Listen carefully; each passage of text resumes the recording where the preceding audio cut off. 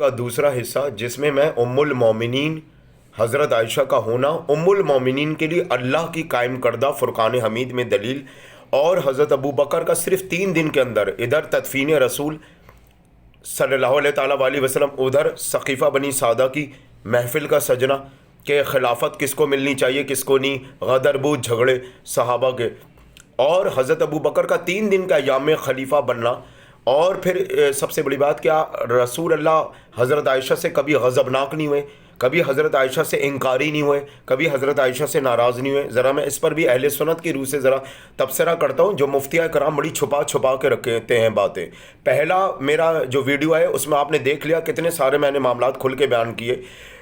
قبیلہ بنی اسلم جب یثرب کے دروازے پہ، جو کہ اب مدینہ کہلاتا ہے، تو یثرب کے دروازے پہ کہہ لیں یا شہری داخلی راستہ کہہ لیں، ایک ہی بات ہوتی ہے، شہری داخلی راستہ کہہ لیں یا یثرب کا دروازہ کہہ لیں، ایک ہی طرح کی بات ہوتی ہے۔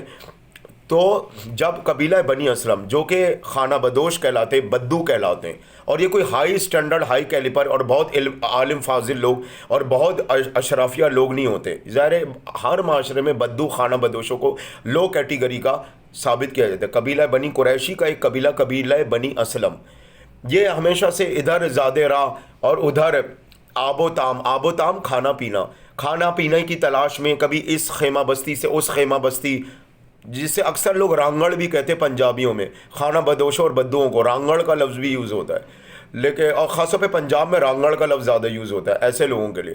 قبیلہ بنی اسلم یعنی کہ 3 دن تک حضرت عمر پریشان رہے کہ میں تو حضرت ابو بکر کی بیعت کروانے کی اتنی کوشش میں لگا رہا ہوں کہ ہاتھ پکڑ کے لوگوں سے کہہ رہا ہوں کہ ابو بکر کی اتباع اور بیعت کرو اور انہیں رسول اللہ کا جانشین وارث کو، لیکن صرف 5 لوگ قبیلہ اوج اور خزرج، انصار صحابیوں کے ان 2 قبیلوں میں سے جو تفرقہ ہوا، ان سے میں نے فائدہ اٹھا کے صرف 5 لوگ ان کی اتباع میں لے کر آئے۔ اب 3 دن کا ایام تو گزر گیا، حضرت عمر پریشان کہ حضرت ابو بکر کی کوئی خاطر خواہ لوگوں نے پیروی نہیں کی۔ اصل میں پہلے تو مسئلہ ہی تھا، حضرت سعد بن عبادہ پہلا خلیفہ بننے جا رہے تھے، ریاست کا حاکم وقت جی۔ اب یہاں تو مسئلہ ہی، اور اہل بیت کا تو نہ حکم مانا گیا، نہ مرضی اولاد رسول آل محمد اہل بیت ائمہ طاہرین معصومین کی، نہ ان کی منشا، نہ ان کی مرضی، نہ ان سے مشورہ، نہ ان سے کوئی فیصلہ، بالخصوص فیصلہ۔ مشورہ کیا ہوگا جب رسول اللہ کی زندگی میں ایک معاملہ طے ہے حضرت علی کے نائب ہونے کا، تو وہ ظاہر مشورہ کیا ہوتا، وہ تو فیصلہ ہے۔ ان کو بلانا، شامل کرنا ثقیفہ بنی سعدہ کے معاملے میں، ابھی رسول اللہ کی تدفین اور غم اور پرسہ داری کے معاملے میں اہل بیت مشغول ہے، یعنی کہ مصروف ہے۔ اب آپ آئیے قبیلہ بنی اسلم جو کہ خانہ بدوش قبیلہ تھا، جب وہ ظاہر کھانے پینے کی چکر میں اور آب و تام کے چکر میں آ کر رکا یہاں پر، اور ان کے پاس زاد راہ کے حوالے سے آب و تام کھانا پینا ختم ہو چکا تھا، اور انہیں ظاہر آرام کی بھی ضرورت تھی کیونکہ خانہ بدوشوں کا تو آپ معاملہ جانتے ہیں۔ تو پھر حضرت عمر نے دیکھا کہ تقریباً 4000، کچھ روایتیں کہتی 4500، کچھ روایتیں کہتی 4500، لیکن زیادہ تر لگ بھگ 4000 کے قریب کا ہے کہ اتنا بڑا مجمع اچانک سے آ کے رکا ہے۔ اب حضرت عمر ہی سے ان کی سب سے پہلے ملاقات ہوئی جب شہر کے داخلی رستے میں وہ لوگ داخل ہوئے۔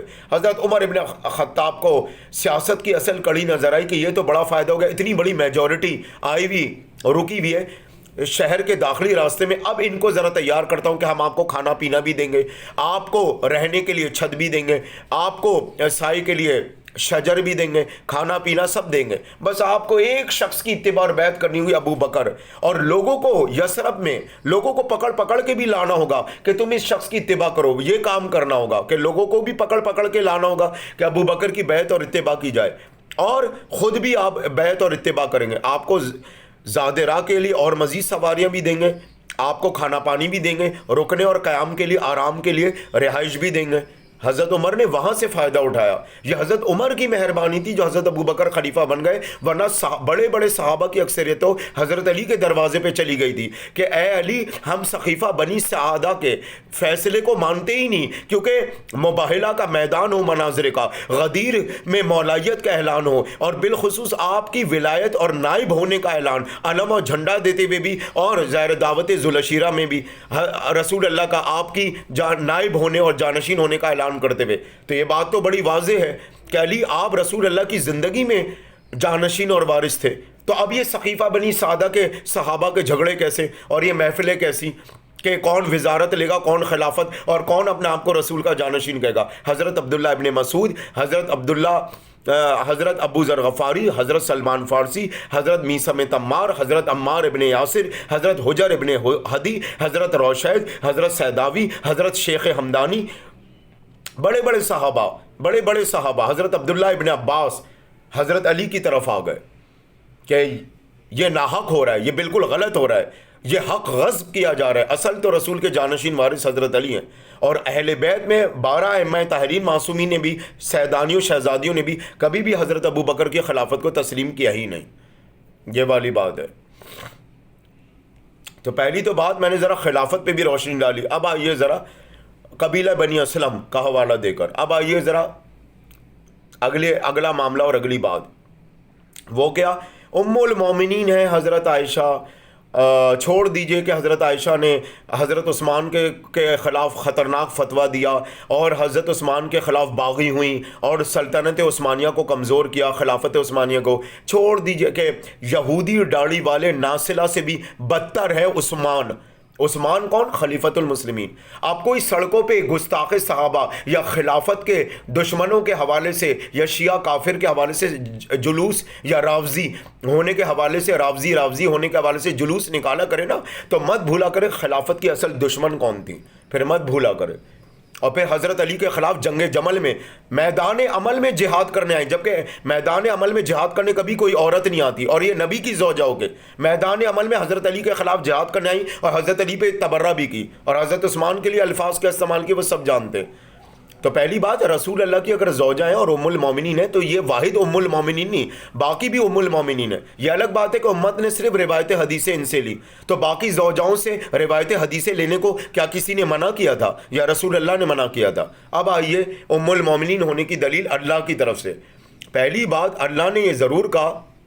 اچھا، ایک اور بات کہ رسول اللہ تو حضرت عائشہ سے بہت پیار کرتے تھے۔ پہلی ویڈیو میں نے بتا دیا کہ حضرت عائشہ نے کائنات کی صدیقہ کسے کہا؟ حضرت فاطمہ کو، اپنے آپ کو نہیں۔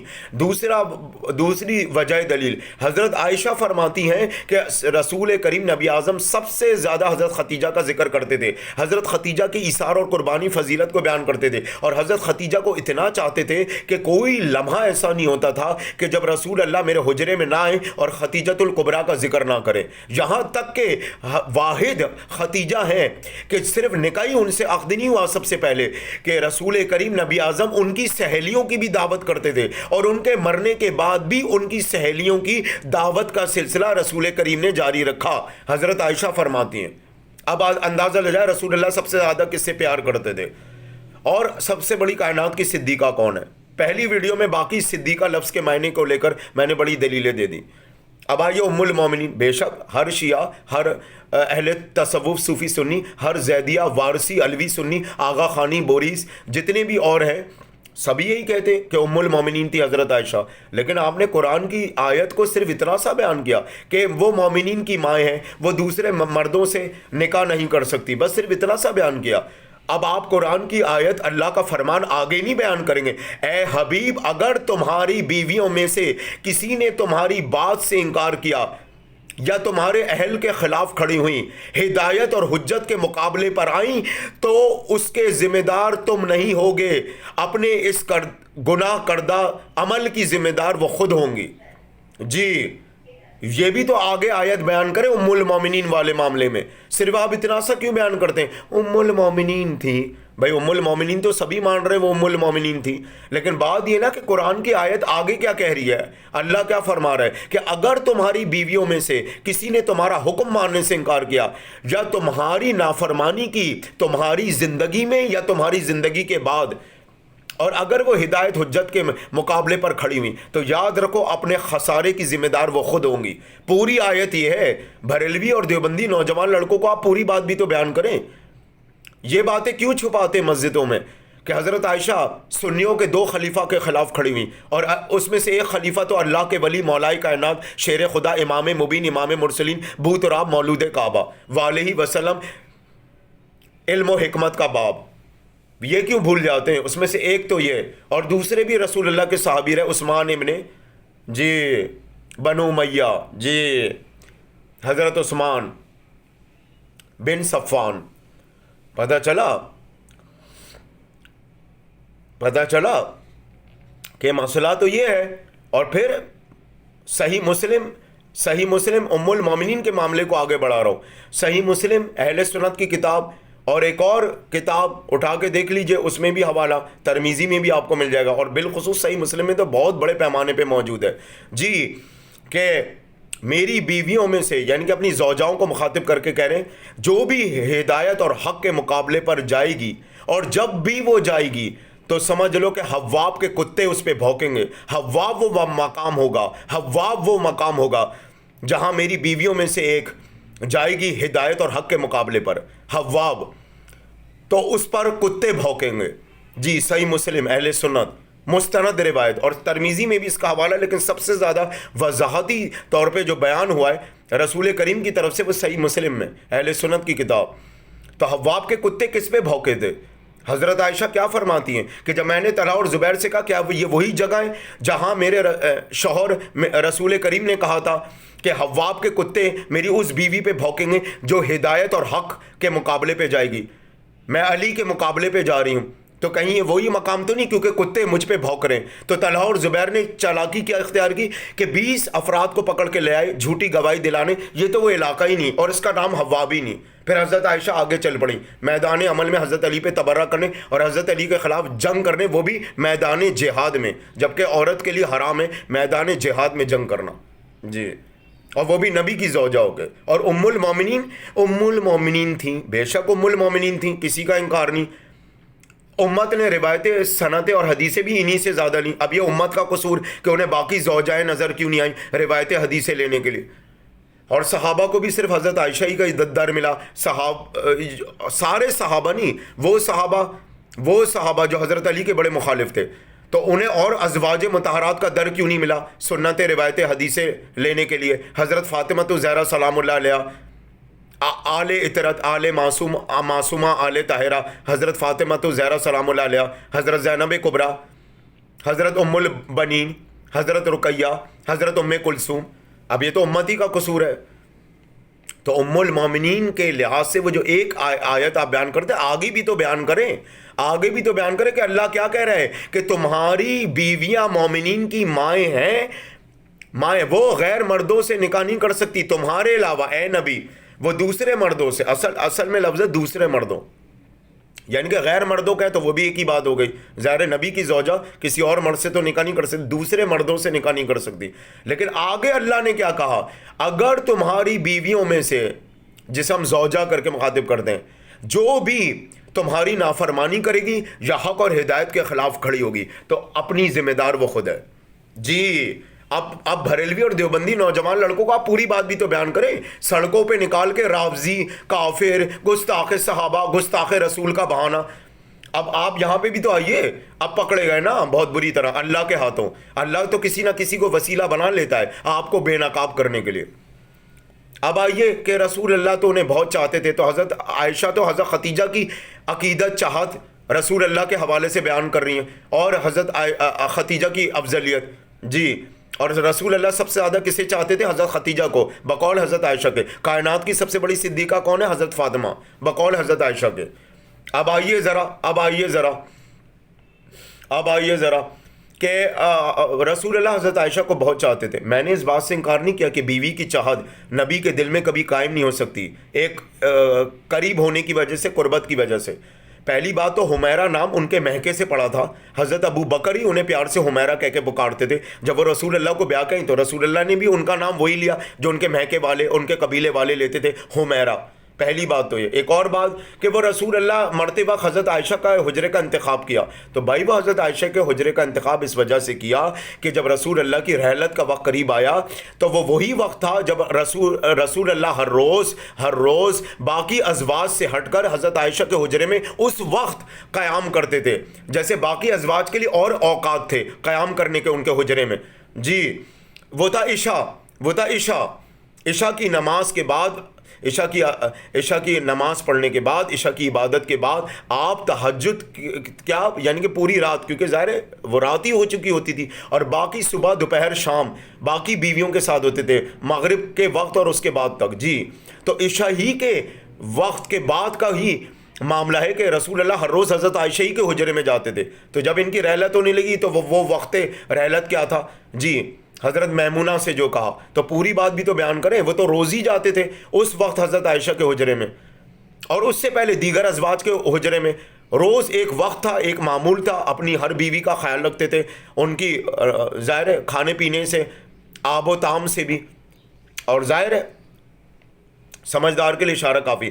اچھا کیا رسول اللہ حضرت عائشہ سے کبھی نہیں جھگڑے, کبھی ناراض نہیں ہوئے؟ بھول گئے وہ جب حضرت عائشہ کے اپنے لوگوں نے انہیں کردار کشی کی اور انہیں بدنام کیا تو رسول اللہ نے 2.5 مہینے تک مستند روایتیں, 2 مہینے اور کچھ دن اوپر مستند روایتیں 2.5 مہینے تک کم و بیش رسول اللہ نے نہ چہرہ دیکھنا پسند کیا. جب حضرت عائشہ ہی کے قبیلے والوں نے جی حضرت عائشہ کے کردار پر انگلیاں اٹھائیں اور حضرت عائشہ کے کردار کو نشانہ بنایا تو رسول اللہ نے تو 2.5 مہینے تک نہ حضرت عائشہ سے کوئی بات کی, نہ ان کی شکل دیکھنا گوارا کی. جی پتہ چلا پھر اللہ نے آیت اتاری کہ اس الزام سے بری ذمہ کر دو. تو پھر رسول اللہ نے بڑی مشکلوں سے, نہ رسول اللہ مہکے گئے, حضرت عائشہ کے مہکے گئے ان کو منانے کے لیے. جی حضرت ابو بکر بہت پریشان ہوئے کہ رسول اللہ تو چہرہ تک دیکھنا پسند نہیں کر رہے, ابھی تحقیق کا عمل جاری ہے پر چہرہ تک دیکھنا پسند نہیں کرے. تو یہ کہہ دینا کہ حضرت عائشہ کو اگر وہ چاہتے تھے تو کبھی حضرت عائشہ سے جھگڑے ہی نہیں رسول اللہ غلط باتوں کو لے کر, یا ناراضی نہیں ہوئے, یا حضرت عائشہ پہ کبھی غضبناک ہی نہیں ہوئے. تو صحیح مسلم اور ترمذی شریف کو مت بھولیں کہ حواب کے کتے اس پہ بھونکیں گے جو حق اور ہدایت کے مقابلے پہ جائے گی. اور مت بھولے اللہ کی قرآن کی اس آیت کو جو صرف اتنی سی بیان کرتے ہیں کہ وہ ام المومنین تھی, مومنین کی مائیں تھیں. بے شک اور دوسرے مردوں سے رشتہ نہیں ہو سکتا نبی کی ازواج کا. پر آگے آیت کیا کہہ رہی ہے کہ اے حبیب اگر تمہاری بیویوں میں سے جو تمہاری نافرمانی کرے گی تمہاری زندگی میں یا تمہاری زندگی کے بعد, اور اگر وہ ہدایت اور حجت کے مقابلے پر آئی تو اپنے عمل کی ذمہ دار وہ خود ہوگی, اپنے خسارے کی ذمہ دار وہ خود ہوگی. وہاں اللہ نے یہ بھی تو اعلان کیا, اللہ حضرت نوح کی بیوی کے تماشے نہیں دیکھ چکا تھا. ایک بات میں کہہ رہا ہوں. اچھا ایک اور بات بھی ہوتی ہے کہ اگر اللہ جانتا تھا کہ سب برے تو اللہ نے عذاب کیوں نہیں نازل کیا؟ یہی بات آپ یزید کے لیے کیوں نہیں کہتے؟ یہی بات آپ تحریک طالبان کے لیے کیوں نہیں کہتے؟ بھائی اللہ کے عذاب دینے, اللہ کے نقصان پہنچانے کے ظالم لوگوں کو, جابر لوگوں کو, غاضب لوگوں کو طریقے مختلف ہوتے ہیں. اللہ نے ہر ایک پہ عذاب نازل نہیں کیا. اس کا مطلب یہ نہیں کہ اللہ کو پیار آ گیا, کسی پر عذاب نازل کیا, کسی کو شدید بیماری کی حالت میں اللہ نے مارا. جی اور پھر مت بھولے کہ حضرت عائشہ کے وہ الفاظ, کاش میں خسارہ نہ پہنچاتی دین برحق کو, کاش میں علی کے مقابلے پر نہ آتی, کاش یہ شرمندگی مجھے اٹھانا نہ پڑتی. جی پتہ چلا کہاں تک باتیں چھپائیں گے. امام حسن کا جنازہ روضہ رسول میں دفن نہیں ہونے دیا حضرت عائشہ نے.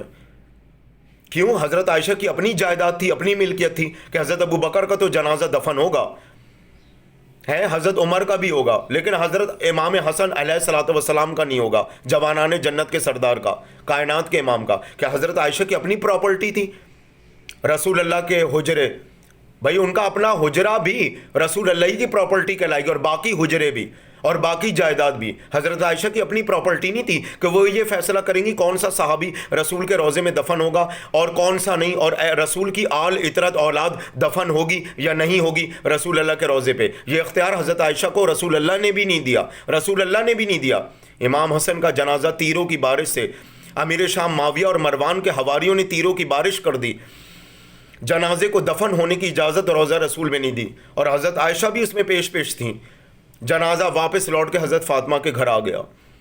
کیا بتاؤں کیا کیا نفاق والوں نے, منافقت والوں نے, اسلام کو خسارہ دینے والوں نے. اور یہ جو آپ کہتے ہیں نا کہ جو خاص ہستیاں ہوتی ہیں ان کے گناہوں میں کاؤنٹ نہیں ہوتے, ان کے ظلم میں کاؤنٹ نہیں ہوتے, ان کی غلیظ حرکتیں یا گھٹیا حرکتیں غلیظ حرکتوں میں کاؤنٹ نہیں ہوتی, جو خاص شخصیتیں ہوتی ہیں. یہ جو آپ یہ بات کرتے ہیں, جب عام مسلمان کی شریعت مطہرہ میں قرآن کی روح سے سخت سزا ہے, تو جو خاص ہو کر غلط کرے تو اسلام تو اسے اور سزا دیتا ہے سخت طریقے سے. تو یہ بہانے نہیں چل سکتے. تو پتہ چلا آپ کو بہت سے معاملات میں نے سامنے رکھے.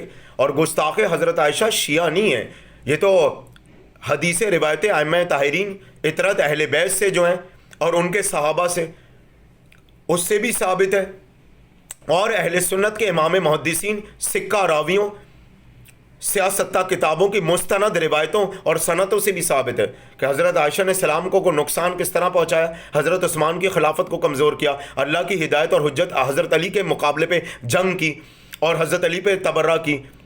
یہودی داڑھی والے ناصلہ سے بھی بدتر ہے عثمان، حضرت عائشہ ہی کا فتویٰ، بعد میں حضرت علی پہ اس کا الزام ڈالنے کے لیے اپنے ہی فتوے سے مکر گئیں، بعد میں اہل سنت میں سب موجود ہے، جا کے اٹھا کے دیکھیں امام اسقلانی، امام سیوطی وغیرہ کو، پھر پتہ چل جائے گا آپ کو۔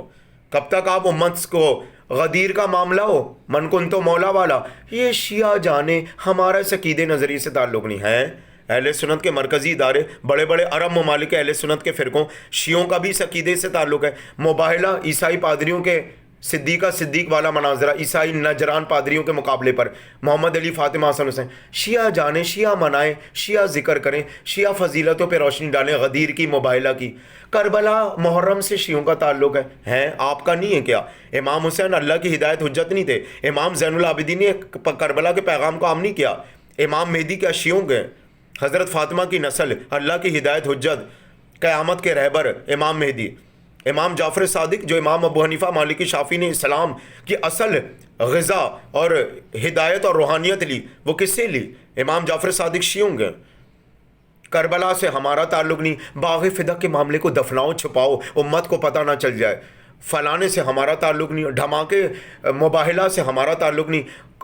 امام جعفر صادق کے مناظروں سے اس طرح کے معاملات، رسم سینگ، کنڈوں کی نیاز، رسم السینگ، نوروز، غدیر، دعوت ذوالعشیرہ، مباہلہ، کربلا، ہمارا کوئی تعلق نہیں، بس ہم تو چند لوگوں کو لیے بیٹھے رہتے ہیں، حضرت امام ابو حنیفہ کو اور 3 خلفاء کو، بس ہمارا کیا تعلق باقی اسلام سے؟ باقی اسلام جائے بھاڑ میں، تو اللہ معاف کرے۔ چند شخصیتوں کی خاطر پورے نہ ہم ولادت، شہادت، وفات، کسی کا قتل، معجزات، کرشمات، مناظریں، اہم ہستیوں کے، ہمارا نہ ان سے تعلق، سیدانیوں، شہزادیوں، حضرت زینب، حضرت فاطمہ، ام رباب، جناب ام لیلہ، جناب سکینہ، ہمارا تو رسول کی دیگر ازواج سے بھی کوئی تعلق نہیں، بس ہمارا تو حضرت عائشہ سے تعلق ہے۔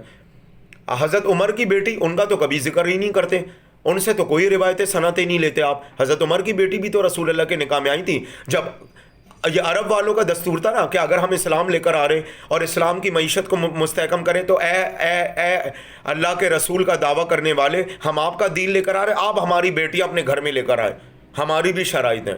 یہ عربی کا دستور ہوتا تھا کہ اس ہاتھ لو، اس ہاتھ دو، اس ہاتھ لو، اس ہاتھ دو، یہ عرب کا ہی دستور ہوتا تھا۔ تو حضرت عمر کی بیٹی بھی تو نکاح میں آئی تھیں، ان پر تو کوئی پیار نہیں آتا امت کو۔ حضرت ام حفصہ، ان سے تو کوئی روایتیں سنتیں نہیں لیتے آپ۔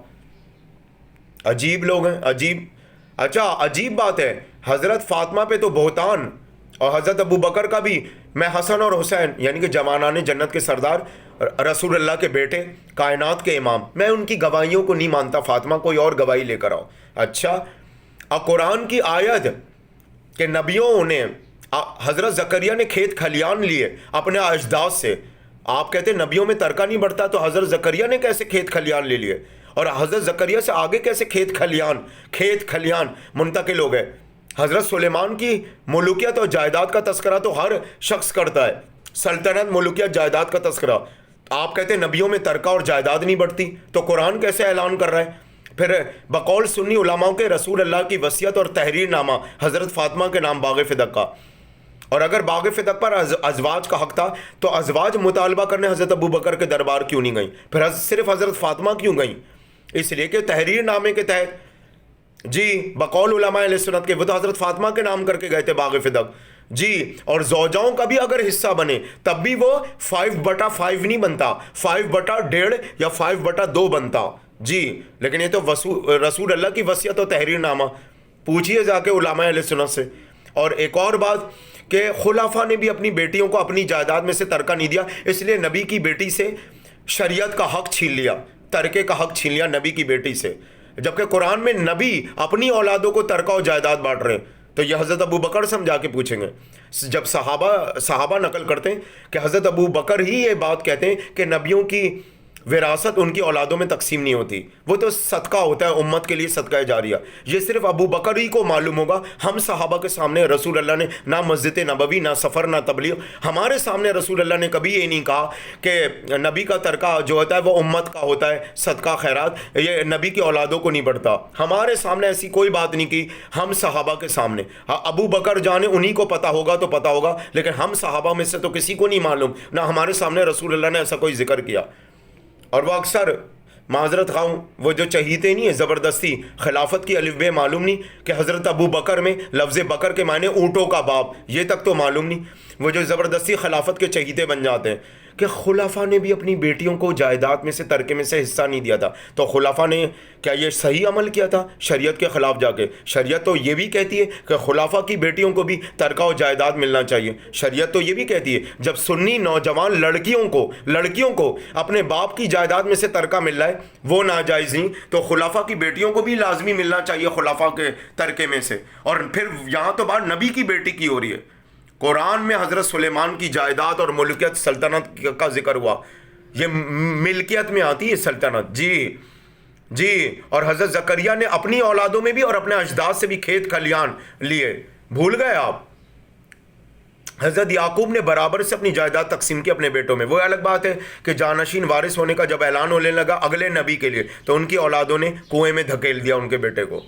جی صحابہ اس پر کوئی اتفاق نہیں کرتے حضرت ابو بکر سے کہ حضرت ابو بکر نے یہ جملہ حدیث ایک گڑی بھی سنائی, جبکہ قرآن کی آیت کا ٹکراؤ, رسول کے فرمان اور قول سے ٹکراؤ. صحابہ تو یہ کہتے کہ حضرت ابو بکر کا یہ ابو بکر کے اپنے الفاظ ہیں کہ میں نے رسول سے سنا ہے کہ جو ترکہ ہوتا ہے وہ اولاد میں تقسیم نہیں ہوتا, یہ تو امت کے لیے صدقہ جاریہ ہوتا ہے. لیکن ہم صحابہ گواہی دیتے ہیں کہ ہمارے سامنے رسول اللہ نے نہ کبھی مسجد نبوی میں, نہ کسی سفر و تبلیغ اور سفر میں کبھی ہمارے سامنے ایسی کوئی حدیث ہمیں نہیں سنائی. اور قرآن سے تو ویسے ٹکراؤ پر ہے کہ قرآن میں نبیوں کی جائیدادیں بٹی اپنی اولادوں کو. سنی نوجوان لڑکیوں کو آپ جائیداد میں سے حصہ کیوں دیتے ہیں؟ وہ بھی مت دیں بقول آپ کے کہ حضرت فاطمہ خطا پہ گناہ پہ, تو پھر آپ اپنی بیٹیوں کو بھی نہ دینا. اور خلافہ کی بیٹیوں کا بھی حق بنتا ہے کہ وہ اپنے باپ جو کہ خلیفہ وقت رہیں ان سے بھی اپنا ترکہ لیں. شریعت اس کی اجازت دیتی ہے. شریعت کے آگے خلافت کی کوئی اوقات نہیں, کوئی اوقات حیثیت نہیں شریعت کے آگے مسلمانوں کی بنائی ہوئی شورا کی خلافت کی. پہلے خلیفہ کون تھے؟ سعد بن ابی عبادہ. بعد میں صحابہ میں جھگڑا ہوا انصار قبیلوں میں اوج اور خزرج, پھر مہاجر صحابہ نے فائدہ اٹھایا. حضرت عمر نے تو جب فائدہ اٹھایا جب قبیلہ بنی اسلم کے لوگ آ گئے بڑی تعداد میں کھانے پانی کی تلاش میں, خانہ بدوش, ورنہ تو صرف 5 لوگ 3 دن کے اندر حضرت ابو بکر کی اتباع کر کے لائے تھے. بڑے بڑے صحابہ تو حضرت علی کی طرف چلے گئے تھے, لیکن وہ حکومت, ریاست, لشکر, سواری, جائیدادوں اور سلطنتوں والے صحابہ نہیں تھے. اثر و رسوخ والے. تو اس لیے ان صحابیوں کو ہمیشہ نگلیکٹ کر دیا ان حکومتی مشینری والے صحابہ کے آگے. وما علینا الا البلاغ المبین وصلی اللہ علیہ تعالی رسول الکریم. ایک بات مجھے اچھی یاد آ گئی, گفتگو ختم کرنے جا رہا تھا کہ یہ معاملات حضرت عائشہ کے بیان کرنا اہل سنت کے امام محدثین سے, روایتوں سے مستند, سنتوں سے, اہل سنت کی سیاستہ سے, اسے گستاخی نہیں کہتے کہ شیعہ حضرت عائشہ کے گستاخ ہے. گستاخی تو وہ ہوئی جو بخاری شریف میں ہے کہ اللہ کعبے کی چھت پہ اترتا ہے.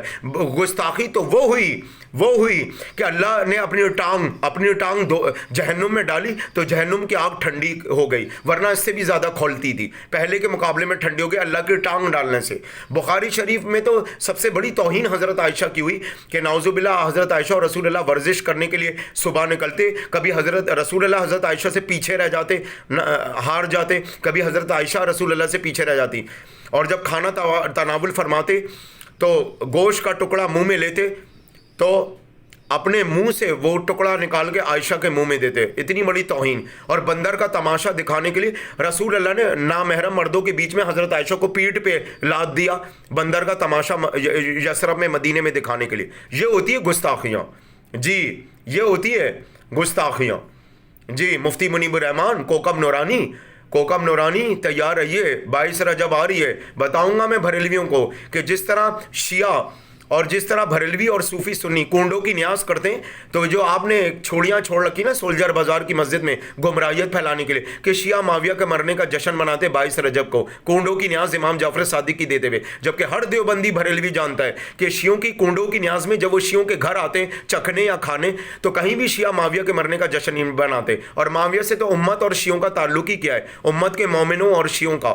اس لیے کہ معاویہ نے تو حضرت علی امام علی مقام مولائے کائنات کے خلاف جنگ مسلط کی، اہل بیت پہ تبرہ کروائی مروان معاویہ نے، صحابہ کا قتل عام کروایا. ایسے نجس لوگوں سے کوکب نورانی ہمارا تعلق ہی کیا ہے جو ہم 22 رجب کو معاویہ کے مرنے کا جشن منائیں گے؟ آ رہا ہوں، مفتی منیب الرحمان کو بھی بڑی تقویت ملی ہوگی میرے ان دونوں بیانات سے، جو پہلا ویڈیو ڈالا اور جو دوسرا ویڈیو، تاکہ بریلوی دیوبندی نوجوان لڑکوں کی بہت سی غلط فہمیوں اور گمراہیتیں دور ہوں کہ اہل سنت میں اصل جو بڑے بڑے یہ معاملات ہیں یہ کتنا چھپائے جاتے ہیں، دفنائے جاتے ہیں، خیانت کی جاتی ہے، تاکہ ایک قوم پر شور شرابہ مچایا جا سکے.